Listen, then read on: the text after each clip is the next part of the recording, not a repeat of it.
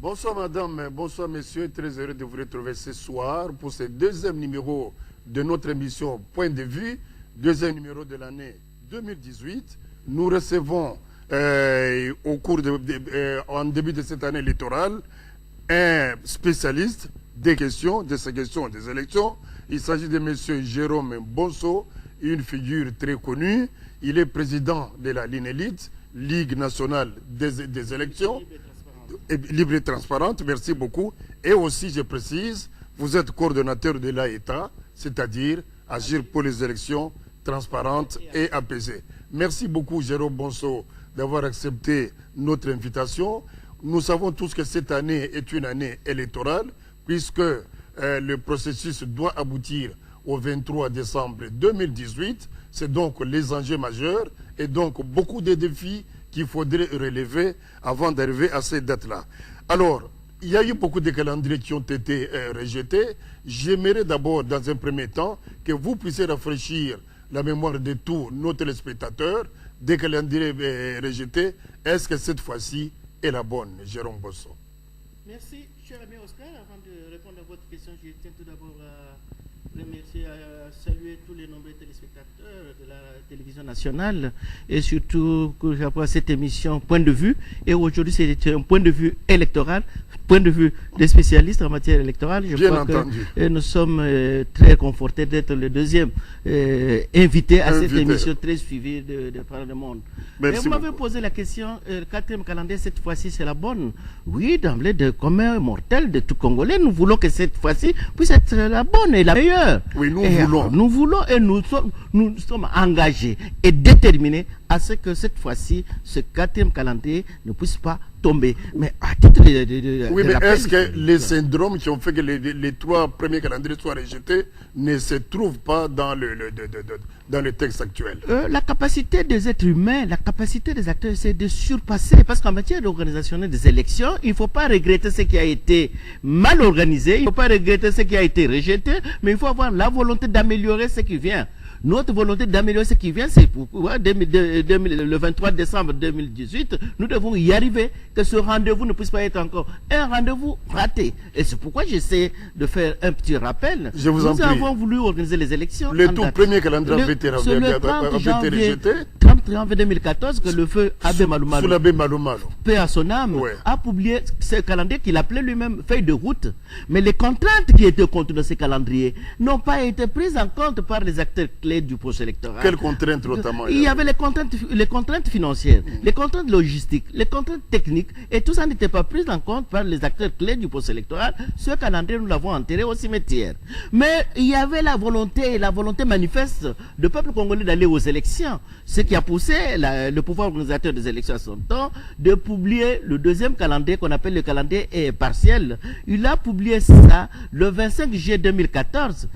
Étant donné que c'était un calendrier partiel, et tout le monde l'a combattu. On a dit, nous ne voulons pas aller aux élections avec un calendrier partiel, nous devons aller aux élections avec un calendrier complet pour avoir des signaux à quand l'élection présidentielle va intervenir. Parce qu'à ce moment-là, on nageait dans le contexte du faux mandat du président de la République. Et c'est de là, le calendrier étant partiel, ça a été aussi enterré, deuxième tentative, qui n'a pas eu lieu. Et maintenant, troisième tentative, c'est le 12 février 2015. Parce qu'on a refusé ce qui était partiel, mais il faut publier maintenant ce qui est global. Le 12 février 2015, le pouvoir organisateur des élections dans notre pays, la Commission électorale nationale indépendante, publie le calendrier électoral global. Mais cette fois-ci avec 23 contraintes. Le 23 contraintes, nous n'avons pas été en mesure. C'était quand même trop entre nous. C'était encore très, parce que ce sont les élections. Vous savez, les élections que nous organisons dans notre pays, il y a un grand handicap. C'est quoi? C'est le recensement. Parce que nous n'avons connu le recensement en 1984. Pour aller aux élections, moi j'ai été aux États-Unis, à New York, j'ai fait le plaidoyer dans les capitales européennes pour dire nous ne pouvons pas aller aux élections sans qu'il y ait le recensement. Mais étant donné que le temps que le recensement allait prendre et le temps que les élections allaient se tenir, il y avait beaucoup d'écart. C'est pourquoi on a dit on prend le raccourci. Le raccourci, c'est quoi? C'est l'enrôlement des électeurs dans le fichier électoral. Et c'est là que nous sommes allés aux élections de 2006. Mais en attendant, est-ce que les acteurs politiques étaient prêts pour aller aux élections? À votre avis? Ça se manifeste. Acteur politique n'a jamais été prêt d'aller aux élections. C'est comme je peux faire une référence biblique quand quelqu'un dit Jésus avait compris, tous ceux qui applaudissaient Jésus a dit non, vous ne faites pas la volonté de mon Père. Et c'est comme les acteurs politiques, majorité opposition, partenaires techniques et financiers, tout le monde allait aux élections, mais chacun a son agenda pour que les élections ne se tiennent pas dans le délai. Les élections tiennent. Moi, je suis dans l'opposition, je ne peux pas aller aux élections aussi longtemps que je ne suis pas construit une santé financière. Pour en avoir, il faut que j'entre au gouvernement, j'entre au pouvoir pour avoir une santé financière. Et par conséquent, je dois retarder que les élections n'aient pas lieu. Moi, je suis au pouvoir. Je ne peux pas voir d'aller vite aux élections. Pourquoi aller vite? Je dois rester un peu plus long. C'est la tendance aujourd'hui. Je suis partenaire technique et financier. Je sais que les élections, c'est business politique, économique et financier. Et je dois bloquer. Le kit que nous avons invité pour l'enrôlement, le kit que nous allons utiliser, ça vient de partenaires techniques et financiers. Et quand ils envoient centaines de millions, le marché était gagné par tel pays. Et si vous basculez le marché à d'autres pays, et moi je vais vous combattre pour que le processus ne puisse pas avoir lieu. Vous voyez l'agenda. Et maintenant, de tous les agendas, l'opposition, la majorité partenaires techniques et financiers, chacun a son agenda selon ses intérêts.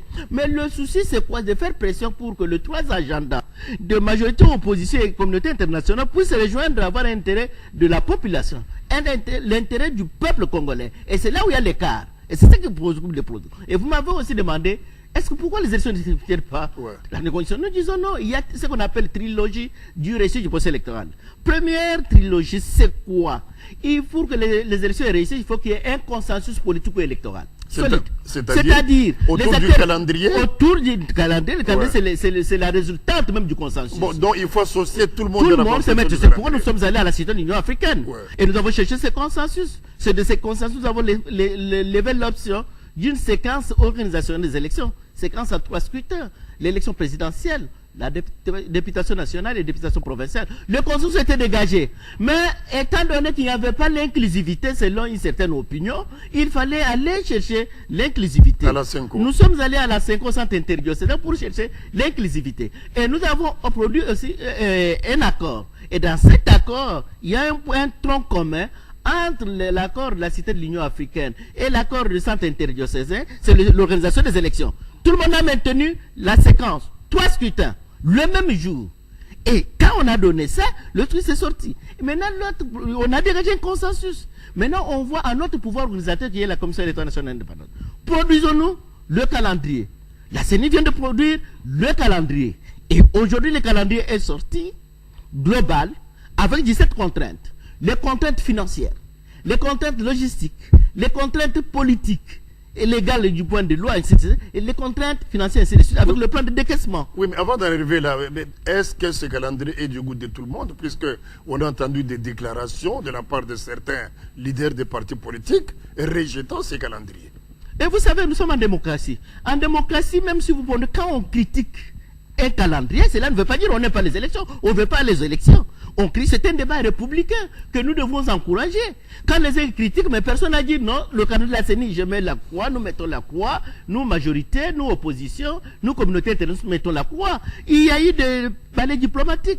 Madame ambassadeur des États-Unis aux Nations Unies, Nikki, il a dit oui, le calendrier est là, nous devons y aller. L'Union européenne, l'Union africaine, nous avons déjà cet outil de gestion, de planification des opérations électorales, le calendrier. Mais si aujourd'hui les élèves font les débats autour du calendrier, ils savent peut-être c'est pour l'encadrer, pour introduire des facteurs correctifs. Mais cela ne veut pas dire que c'est un refus. Parce que maintenant, c'est notre bout du tunnel, c'est là où nous devons aller pour que ce calendrier ne puisse pas tomber.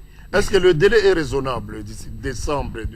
Est-ce que c'est au vu de toutes les contraintes au fait qui ont été relevées? Le délai fixé le 23 décembre. Est-ce qu'on peut y arriver, On va y arriver parce que c'est un résultat de ce que nous appelons, nous qui sommes dans le monde des élections, c'est la planification électorale, des opérations électorales. Quand on fait une planification, on fait ces studios, pour terminer, il faut arriver au mois de février pour arriver à telle tâche. Ça, c'est le point de vue technique. Maintenant, le point de vue politique. Qu'est-ce que nous avons apporté du point de vue politique, du point de vue financier, du point de vue logistique pour y arriver? Et c'est de là, C'est de là nous disons aujourd'hui. Il y a beaucoup de gens qui font des pressions. Nous faisons des pressions pour que le calendrier, que notre gouvernement mobilise l'argent pour que ces calendriers ne puissent pas encore tomber. Notre gouvernement fasse l'argent comme on vient de bientôt, on va terminer, clôturer l'enrôlement. Dans le Kassai, on avait besoin de 60 millions. Le gouvernement vient de disponibiliser 60 millions, apport interne, et on boucle ça à la fin de ce mois. Et c'est pourquoi nous disons que le gouvernement, dans le plan de décaissement de fonds, avec la Commission électorale indépendante, puisse disponibiliser le fonds. Et c'est là nous disons, nous pouvons maintenant faire pression auprès du gouvernement pour que le moyen puisse être disponibilisé. Mais si nous allons nous distraire à faire encore des pressions autres qui ne sont pas cadrées et de faire des élections, une seconde préoccupation que les élections, nous risquons, parce que le curseur électoral est en train de marcher, de basculer, nous risquons d'arriver le 23 et rien n'est fait. À qui la faute à ce moment-là, nous allons donner la raison à ceux-là qui ont un agenda pour que les élections n'aient pas lieu dans la date du 23 décembre, et les autres, ce sont des Congolais aussi, les partenaires techniques et financiers, ils sont nombreux que les élections n'aient pas lieu. Mais nous, population, est-ce que nous allons nous distraire seulement à faire pression en faisant des marches? Nous devons faire des marches, bien sûr, ça fait passer une expression démocratique pour réclamer, mais ne faisons pas de nos revendications secondaires en faire des revendications principales. Revendication principale aujourd'hui, c'est élection, cap aux élections, gouvernement donne l'argent. On ne peut pas aller, il y a aussi, parce que dans notre pays, c'est la communauté internationale fait partie aussi des parties prenantes au procès électoral. Et vous demandez aujourd'hui, mais attention, on ne peut pas recourir au fond de la communauté internationale où vous ne maîtrisez pas. Parce qu'aujourd'hui, ils peuvent vous dire, je vous donne. La même communauté qui impose encore beaucoup de conditions pour libérer les avoirs. C'est pour vous dire que là, la communauté internationale... Vous avez suivi l'Union européenne mais il y a je 2 vous jours. dis, Oui. je le reparlais, ça c'est, on fait ce qu'on appelle on fait le dindon de la farce.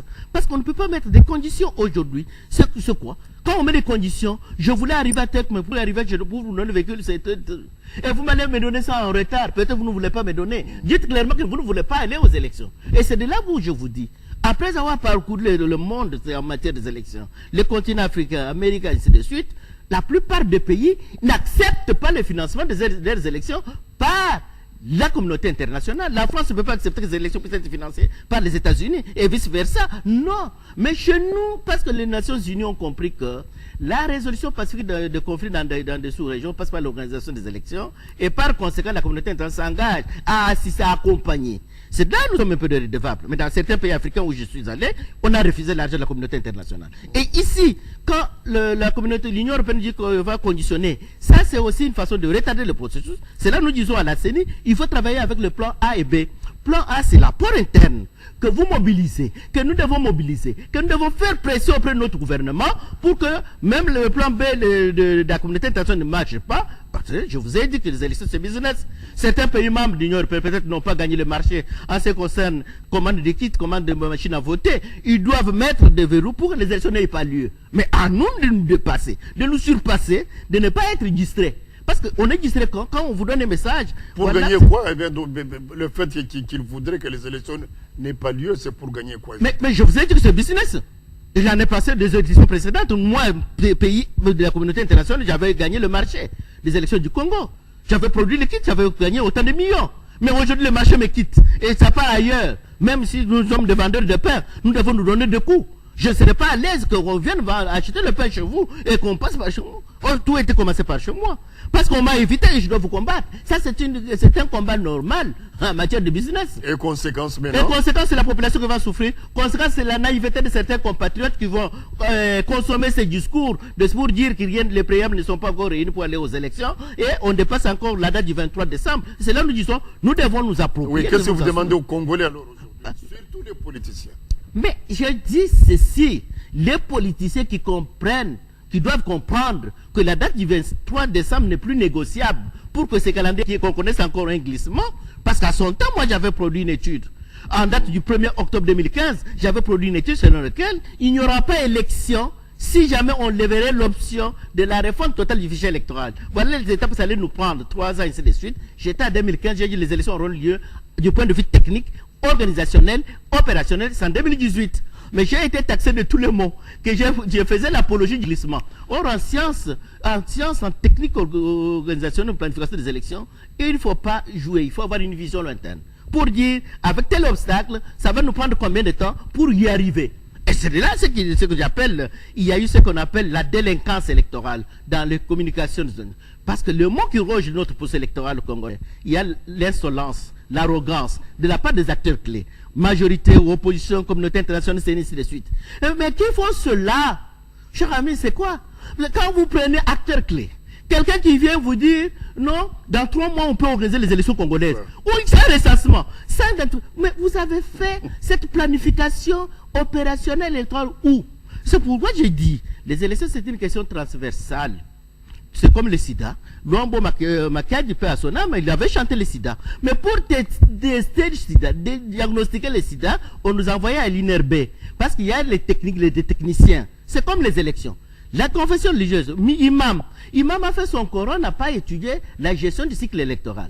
Le pasteur a fait sa théologie, il n'a pas étudié la gestion du cycle électoral, il a étudié la philosophie. Monsieur l'abbé, père abbé a fait le petit séminaire, le grand séminaire, il n'a pas étudié la gestion du cycle électoral. Chez nous, tout le monde est spécialiste. C'est comme mes collègues aussi de droits de l'homme, qui ont fait le monitoring des droits de l'homme. Ils se pointent aussi, moi je suis droit de l'homme, je ne vais pas les laisser dans 2 mois, c'est possible. Moi j'ai dit, vous savez l'information, j'ai Oscar, c'est qui tue aussi le processus électoral. L'information électorale donnée par une personne non attitrée, parce que je suis imam, je suis abbé, je suis ça crée maintenant une bombe. C'est crime contre l'opinion. Crime électoral contre l'opinion. C'est pourquoi Macron, il y a de cela 3 semaines, vient de présenter un projet de loi qu'on appelle loi contre fake news. Les mauvaises informations pendant la procédure électorale. Je sais qu'Oscar, vous êtes technicien, vous êtes directeur ici. Mais vous ne pouvez pas nous dire, voilà, moi, Oscar, à la RTL, je donne le calendrier. Vous ne pouvez pas, vous n'êtes pas habilité à le faire. Est-ce que la question de confiance ne joue pas beaucoup dans ce genre de comportement? Aujourd'hui, il faut le dire, la CENI, au niveau de la CENCO d'ailleurs, on avait exigé que cet organe soit restructuré, du moins dans sa composition. Et vous savez, la CENI, c'est une structure, c'est une institution issue. Tout d'abord, des accords, nous essayons, c'était des accords de Sun City. La CENI, c'est une institution maintenant reconnue dans la loi fondamentale, qui est cette institution. Et un article dans la loi fondamentale dit de la CENI, c'est une institution indépendante. Et cela n'exclut pas l'indépendance de la CENI d'avoir des collaborations avec la majorité, avec l'opposition, avec la communauté internationale et avec nos sociétés civiles. Mais si aujourd'hui nous pouvons dire, par exemple, le temps qui nous reste, nous devons restructurer la CENI, c'est bien. Quand nous avons restructuré la CENI du feu de passer Wen de Dieu et révérend docteur Daniel Moïmounda, ça nous a pris 6 mois pour avoir un nouveau CENI, une nouvelle CENI. Et de nouveaux dirigeants. Ça nous a pris 6 mois. Mais aujourd'hui, le curseur électoral, les Congolais est en train de marcher. Si nous allons encore bloquer ceux qui disent les restructurer la CENI, c'est bien. Mais ça va nous prendre combien de temps? Et nous connaissons le mental du politique congolais. On va faire la CENI. Vous verrez, tout le monde va faire des candidatures, ça va nous prendre combien? Donc ça, c'est un jeu. Et en plus, aujourd'hui, il y a des voix qui s'élèvent de plus en plus pour de nouvelles concertations au vu de la crise. Nous pensons que la Constitution elle a déjà décrit le processus de concertation. Nous sommes allés avoir le calendrier à Senko. Nous avons dégagé un consensus pour l'organisation des élections. Parce qu'en démocratie, c'est ce que j'avais fait une conférence en Suisse. Quand j'ai parlé, nous voulons qu'il y ait un consensus. Nous dit, mais Jérôme, nulle part il y a une démocratie consensuelle. Ça n'existe pas. Ça n'existe pas, il n'y a pas de démocratie consensuelle. Parce que non, il faut qu'on puisse se mettre d'accord. Est-ce que c'est légal? Non, ça entre dans le contexte politique qui est le nôtre.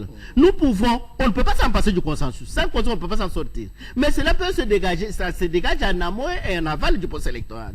Pendant que la CENI est en train de poser les actes organisationnels, opérationnels des élections. Elle est dans les bons, la CENI? Les actes, non, c'est l'opinion qui va juger la CENI c'est dans le bon ou pas. Et c'est sur ces actes que la CENI est en train de poser. En mettant l'accent sur la transparence.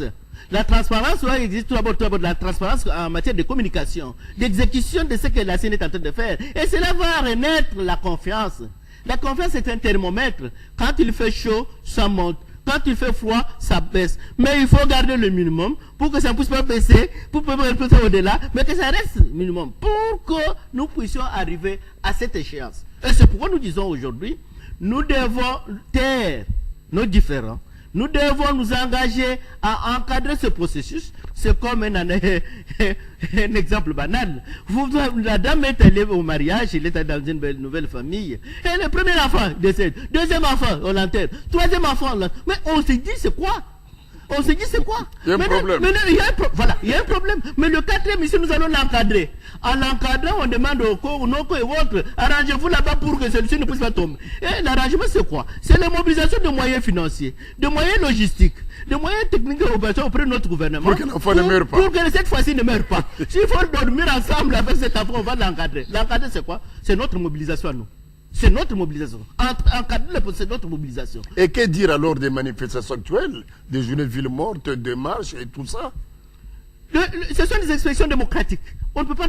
Mais est-ce que ça doit faire partie du principal? Non. Le principal pour nous, c'est les élections. Parce que quand on fait ville morte, quand on fait des marches, quand on fait ça, l'objectif c'est quoi? C'est pour arriver à l'alternance. Si l'alternance est là, par quel mécanisme nous allons y arriver? L'alternance, nous n'allons pas y arriver par la violence. Il y a plusieurs, j'ai publié un ouvrage, vous l'avez lu. Ouais. Stratégie de conquérir et conserver le pouvoir le plus longtemps possible, ici des urnes. Et c'est par là que nous devons avoir des stratégies. Vous, opposition, quelles sont vos stratégies à l'heure qu'il est pour arriver à avoir le seuil et avoir la majorité pour arriver à l'alternance? Pour contourner les stratégies de la majorité. Pour aussi majorité, quelle stratégie vous pouvez avoir pour conserver votre pouvoir le plus longtemps possible au regard des dispositions constitutionnelles? Et c'est ça qui devait être le combat. Mais maintenant, on voit le combat, c'est le contraire. On fait le c'est pas pour qu'on organise les élections, mais c'est pour qu'on puisse aller à la case du départ. Et c'est là nous disons, j'ai dit, quand nous avons consommé les discours de l'autre partenaire veut dire, nous n'avons pas gagné le marché. Nous devons aider une autre opinion au Congo d'être toujours là pour perturber le processus électoral. Mais c'est là nous devons contourner. Nous contournons parce que quand j'ai suivi déclaration venant d'autres capitales occidentales où je suis allé, non, nous pensons que les élections congolaises ne peuvent pas avoir lieu de quel droit vous vous prononcez des élections, nous? Gestionner le monde, donc vous ne verrez pas, il y a eu des élections aux États-Unis où il y a eu un nouveau phénomène qu'on appelle piratage électoral qui ne venait pas des États-Unis, qui venait de l'extérieur. On n'a pas vu un membre de l'Union européenne, de l'Union africaine, même d'autres institutions pour dire oui, il y a un problème, président Donald Trump n'est pas bien élu. Non, tout le monde s'est têtu parce que ça relève de la souveraineté. Mais c'est un problème, Jérôme Bosso. Donc il faut dire que l'environnement international aujourd'hui n'est pas très favorable en tout ce qui se passe ici. Non, l'environnement international peut être favorable au regard de ses intérêts. Parce que moi je suis communauté internationale, je suis européen. Et le marché de Kitterod, ça bascule, ça part chez les Sud-Coréens. Et je serai à l'aise. Je ne serai pas à l'aise, je vais essayer d'actionner les mécanismes pour combattre. Et je serai avec tous ceux-là qui diront, nous devons faire de ceci, de celles, des marches, de protestation pour qu'on puisse arriver à ce résultat. C'est question d'intérêt. Et ils le font, ce n'est pas parce qu'ils nous aiment. Ils le font parce qu'ils ont leurs intérêts financiers, économiques, et ils vont jouer sur la filière politique pour nous mettre dans les mauvais draps. Mais c'est à nous. C'est à nous d'avoir un sursaut nationaliste, un sursaut national pour dire vous avez dit les élections n'auront pas lieu au Congo le 23 décembre 2018 et nous bloquons les robinets, vous bloquez là-bas, les Congolais eux-mêmes se mobilisent, font pression jour et nuit sur le gouvernement pour que le gouvernement puisse rendre public le plan de décaissement de fonds qu'il doit donner à la CENI. Comme il y aura, ce ne sera plus autant de millions qu'on voulait y arriver, comme la CENI, même le gouvernement, la loi électorale vient de lever une option de seuil de représentativité légale. À ce moment-là, on va assainir, il y a un peu de fonds qu'on peut capitaliser à l'interne. Et que les autres puissent maintenant prendre acte que les Congolais ont fait les Malheureusement, les Congolais même ne semblent pas parler le même langage autour de ces élections. Vous savez, quand c'est comme en famille, hein? Si on parle le même langage, on revient, on rentre encore à l'époque de parti unique. Oui, mais on risque de ne pas voir les élections apaisées, comme vous avez dit tout à l'heure. Nous allons nous investir. Les élections apaisées, c'est la résultante de l'engagement de la population, de l'appropriation de ce processus par la population. L'homme politique la communauté internationale qui sont hostiles que nous puissions aller aux élections, ils seraient embêtés parce qu'il y a le président sénégalais Ouad qui dit on gagne le procès avec l'opinion, on fait les choses avec l'opinion. Si on a une forte opinion, nous allons nous en sortir. On ne passera pas parce qu'aujourd'hui, je vous donne l'exemple de fichier électoral dans le Kasaï central, dans le Kasaï. On a besoin de 66 millions. Et la communauté internationale, personne n'a donné 1 million. Mais nous avons vu dans peu de temps, on clôture. Moi, j'avais peur. Où est-ce qu'on allait ramasser les 60 millions? Mais on les a ramassés parce qu'il y a eu une volonté, une détermination. Et nous devons maintenant encadrer cette volonté du gouvernement pour dire le reste, donner l'argent. Et les autres, quand ils verront que vous pouvez même commencer à dire, ils vont venir. Et s'ils ne veulent pas venir, on ne les oblige pas, tant mieux. Parce que chez eux, leur processus électoral, leurs élections ne sont pas financées. La loi chez eux interdise. J'ai été observé les élections en 96 dans la Fédération de Russie. Et la loi disait quoi? Aucun parti politique russe, aucune ONG russe peut recourir à l'argent de l'extérieur. On vous trouve avec ça, on vous coffre. On vous coffre.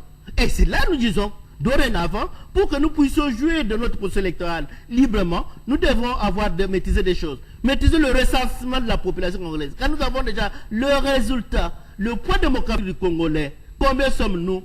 À ce moment-là, nous n'irons pas encore chercher des kits enrôlement. Non. Quand nous allons essayer nous-mêmes à nous regarder en face pour poser nos problèmes, surtout d'ordre organisationnel, de planification des opérations électorales dans notre pays, et nous allons nous en sortir. D'où naîtra à ce moment-là la confiance. La confiance va naître. Et à ce moment-là, ça va renforcer notre sens du nationalisme. Alors, vous avez peur du retard que pourrait connaître le processus électoral. Mais déjà, le calendrier, plutôt la loi électorale elle-même, donc pose des petits problèmes. Vous avez souligné la question du seuil et aussi la question de la Constitution mais tout le monde n'adhère pas. Vous savez, en matière des élections... Ça va retarder encore cette loi. D'où venons-nous? Nous venons de Sun City. Nous avons organisé les élections sans constitution. Les élections de Sun City sont organisées sur base d'un accord. Et nous avons fait, parce que je suis allé aux États-Unis, aux Nations Unies, pour faire les plaidoyers. Non, on ne peut pas aller aux élections de 2006 après le dialogue de Sun City sans recensement. On a dit non, ça va nous prendre beaucoup de temps, allons-y. On part aux élections de 2006 avec des coupables de circonscriptions parfois déséquilibrés. Mais on a publié les résultats. Il faudrait que les résultats soient publiés en 2006. On a publié les résultats, nous n'avons pas assisté à ce que nous appelons la courtoisie électorale, qui consiste à ce que le candidat perdant présente les félicitations au candidat gagnant. Jean-Pierre même n'a pas présenté les félicitations au candidat Joseph Kabila. Il a dit j'accepte l'inacceptable. Et nous l'avons dit, fermez la bouche de Jean-Pierre, nous voulons améliorer les élections de 2011. Parce qu'en matière des élections, je le répète, on ne regrette pas ce qui a été mal organisé, on doit avoir le souci d'améliorer. Nous sommes en 2011, nous sommes allés avec le même handicap, le problème des fichiers se pose. Nous allons avec quel fichier électoral de 2006, mais il y a le problème de nouveaux majeurs qu'on doit intégrer, il y a le problème des Congolais de la diaspora. Donc l'option, on doit refondre le fichier. Quand on doit refondre le fichier, ça prend combien de temps? Voilà autant, ça nous prend encore du temps. C'est pour dire les élections que nous avons organisées en 2006. Et en 2011 et en 2018, ce sont des élections atypiques qui ne relèvent pas des cycles réguliers organisationnels des élections. Est-ce que nous devons Congolais demeurer sur l'atypique de l'organisation des élections? Non. C'est pourquoi nous disons aujourd'hui, le 23 décembre, nous faisons nos élections. Le 1er janvier, le 11 janvier 2018, nous allons assister à l'alternance pacifique civilisée du pouvoir. Et à ce moment-là, nous allons planifier comment faire le recensement, que le peuple congolais puisse se connaître combien sommes-nous. Nous avons vu lors des résultats, certaines provinces, quand nous avons étudié à l'école primaire la géographie et l'histoire, d'autres provinces, ça c'est une petite province par rapport à telle. Mais quand on a publié les résultats, ce sont des petites provinces qui ont eu beaucoup de députés. Mais vous allez contester sur base de quelles données démographiques? Vous n'en avez pas. Nous n'avons pas par essai erreur. Or, en matière des élections, il faut aller avec la précision des chiffres, la précision des dates et la précision même des mots qu'on doit utiliser pour organiser les élections. Donc, sur cela, nous voulons éviter que, après 2018, on doit s'en sortir. Mais si on va nous mettre dans un cycle infernal de contestation pour contester, et on conteste quelque chose parfois, on conteste quelque chose où on ne maîtrise pas, parce que moi j'ai dit à la classe politique, l'opposition majorité. Est-ce que vous avez des spécialistes, des conseillers qui sont avec vous? Quel est votre plan de communication pour opposition, pour majorité?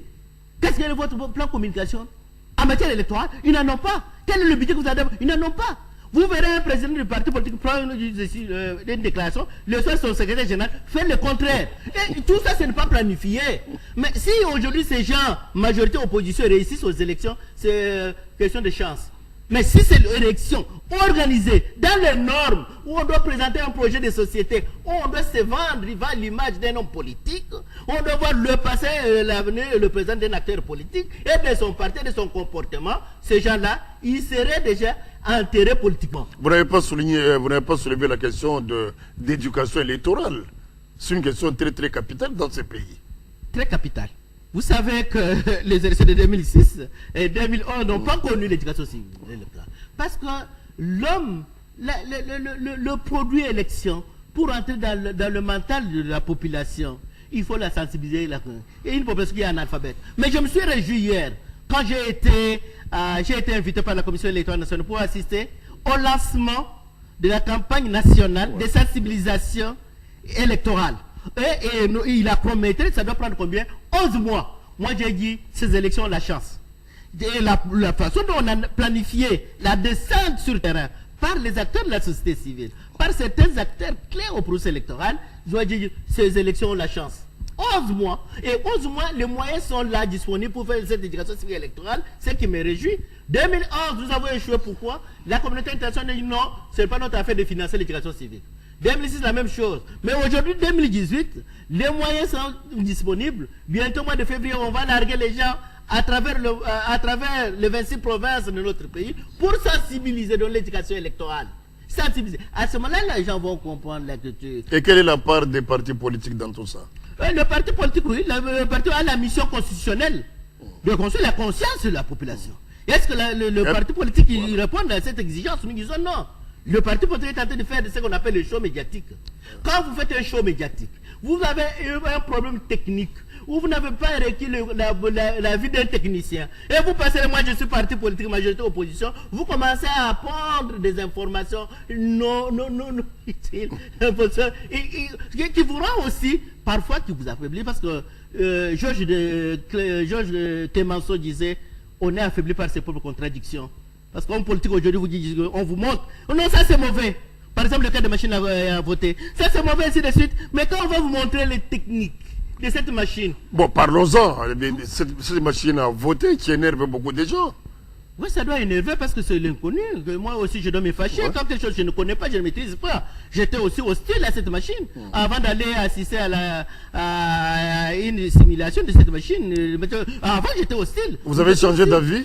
Mais parce que j'ai vécu, j'ai vu ce que j'ai vu. Mais qu'est-ce qui peut... J'ai vu. Moi, personnellement, j'étais convaincu que la machine peut nous avantage aujourd'hui autant de services par le temps qui court. Oui, cette machine présente quels avantages? Les avantages, la machine va nous réduire la durée d'un électeur dans un bureau de vote. Parce que moi, j'ai même le coût, dans la plupart des pays, un électeur dans un bureau de vote, le temps qu'il met, on va calculer, c'est entre 12-15 $, ainsi de suite. Mais avec la machine, ça va nous réduire de moins d'une minute. À ce moment, nous allons rejoindre les élections de 1965 au Canada, au Ghana, qui ont coûté $1 à un électeur. C'est pour vous dire, à part le coût de temps, et aussi la commande même de bulletins de vote. Nous avons 603 partis politiques. Si on allait commander des bulletins de vote, on allait faire où? Dernièrement, j'ai suivi l'ancien président de la CENI, le révérend Daniel Ngoï Mulunda. Il est parti passer la commande en Allemagne. Mais parce qu'il y avait d'autres forces qui voulaient que les élections n'aient pas lieu, on a dit à l'imprimeur, arrêtez, ne donnez pas les bulletins de vote. Il sillonne en Inde, il part en Afrique du Sud, à la hâte, ainsi de suite. Or, à ce moment, il n'y aura personne qui va dire ne donnez pas les bulletins de vote. Parce que la machine elle-même a ce truc. Machine, c'est quoi? Les gens croient que c'est un véhicule. Moi, j'ai assisté aux élections aux États-Unis, il y avait un truc. Mais ici, on a un outil support des élections. La peur, c'est pas parce qu'on ne connaît pas, on n'a pas encore découvert cet outil. C'est un outil de 21 pouces, un ordinateur, où on a incorporé l'imprimante, où on a incorporé le scanner, où on vous donne la possibilité de voir la photo de votre candidat. Parce que dans le bulletin, mais d'autres bulletins viennent. Oscar, vous êtes à Képi, et la photo va vous déformer. Et moi, quand je mets Oscar, je ne le connais pas comme ça. Et vous aurez la machine donne ça. Et la machine aussi a le temps de vous faire double dépouillement. il y a dépouillement matériel et dépouillement qui sont de la machine. Et vous comparez les deux procès-verbaux. Et la machine a l'avantage de produire les procès-verbaux à chaque candidat. Or, dans les élections de 2006, dans les élections de 2011, le procès-verbaux, on en faisait des exemplaires. Et pour aller maintenant recourir à ce que nous appelons le contentieux électoral, le juge dit, c'est à vous qui venez vous plaindre, produisez-nous de preuves. Et là, on a ça. Et l'autre aspect aussi, c'est les moyens. Les moyens financiers, il y a un compte qu'on va bénéficier là-dessus. Mais c'est pourquoi le temps doit vous douter parce qu'ils ne connaissent pas. Devant l'inconnu, moi, je ne dois pas croire. Mais du moins, dans l'éducation civique, que la CENI laisse entendre de 11 mois, il y aura des machines qu'on va faire. Mais un homme politique dit comment on va faire. Mais dans mon village, une maman avec un téléphone tactile. Il fait les doigts comme ça, il sort. Il fait les doigts comme ça. Il est déjà habitué à un tactile. Mais cette personne, cette villageoise, qui utilise déjà les tactiles, on lui montre que la machine aussi est tactile. Et là, je mets le doigt, toi-même tu mets le doigt, il lui reprend le réflexe de son appareil, téléphone. Et c'est pourquoi nous disons, devant l'inconnu, il faut que la CENI déploie des séances de sensibilisation avec les partis politiques, avec la population, comme il a mis 11 mois pour faire descendre ces machines dans des coins les plus reculés et que tout le monde puisse manipuler ces machines. Nous pensons à ce moment-là, nous reviendrons à la raison pour dire que c'était un mal nécessaire. Tout en sachant que personne sur la planète Terre peut prétendre maîtriser l'outil informatique. Personne. Les États-Unis nous ont donné la leçon. Avec le piratage, personne. Et rien ne peut être parfait à part Jésus-Christ si je suis dans une église ou dans une paroisse. Mais c'est pourquoi nous disons, la technique, la science a ses avantages et ses inconvénients. Vous m'avez posé la question, quoi c'est cette machine? Quand nous mettons les avantages sur la balance et les inconvénients, nous voyons que ça bascule. Les avantages sont beaucoup plus nombreux que nous. Mais oui. La diabolisation vient de qui? La diabolisation vient de ceux qui ne veulent pas qu'on puisse aller aux élections dans le temps. Non, mais puisqu'on a également les échos d'ailleurs, où la machine avait été tout simplement déboutée. Oui, ailleurs c'est quoi? Il ne faut pas confondre. Ailleurs c'était un vote électronique. Un vote électronique où les informations étaient transmises par la voie Internet. Mais la machine ici, on n'a pas besoin d'Internet. On n'en a pas besoin. Et c'est un truc, parce que les gens parlent aussi d'énergie. La machine a la capacité de conservation d'énergie de 48 heures. Que dit la loi pour le vote? Le vote commence à 6 heures, ça se termine à 17 heures en clôture. Vous avez moins de 30 heures. Or, avec cette machine, ça conçoit, mais il peut y avoir des failles techniques organisationnelles et le pouvoir peut nous aider à nous en sortir. D'où la nécessité d'avoir confiance dans la dépose électorale. Alors, avec le temps qui nous reste d'ici le 23 décembre, il y a encore beaucoup à faire par la CENI, notamment la question d'enrôlement. Est-ce que vous estimez, le Kasaï, c'est bientôt terminé, mais il y a la diaspora. Est-ce que les conditions sont favorables pour que ces opérations se passent correctement à l'étranger?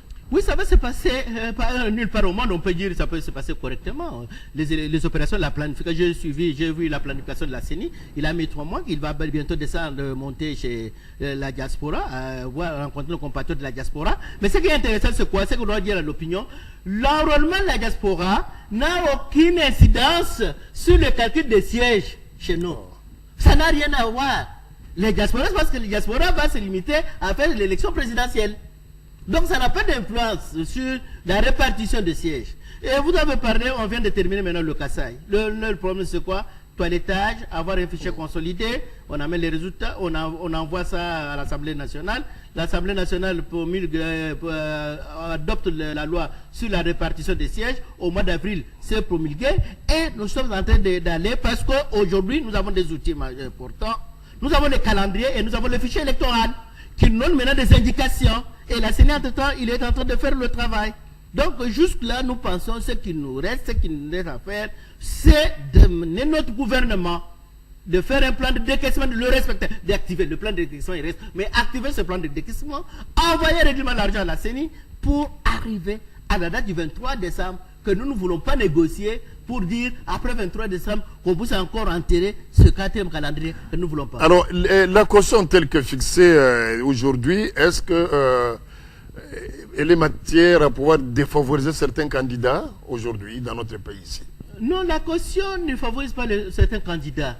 La caution peut-être, ça nécessite même l'engagement d'un candidat. Elle exclut certains Non, candidats. non, non, on n'exclut pas. Nous avons vu lors des élections, je respire les élections, nous avons vu les élections précédentes. Les gens qui posent des candidatures, ils posent des candidatures pour parce que dans son fonds intérieur, on va lui donner l'argent pour faire la campagne. Mais cet argent ne va pas faire la campagne, c'est pour se faire une santé financière. Et c'est pourquoi la motivation, il paye sa candidature, il a postulé.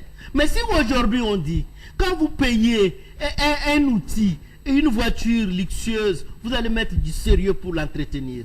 Vous allez être regardant qu'on puisse utiliser cette voiture. C'est comme les élections.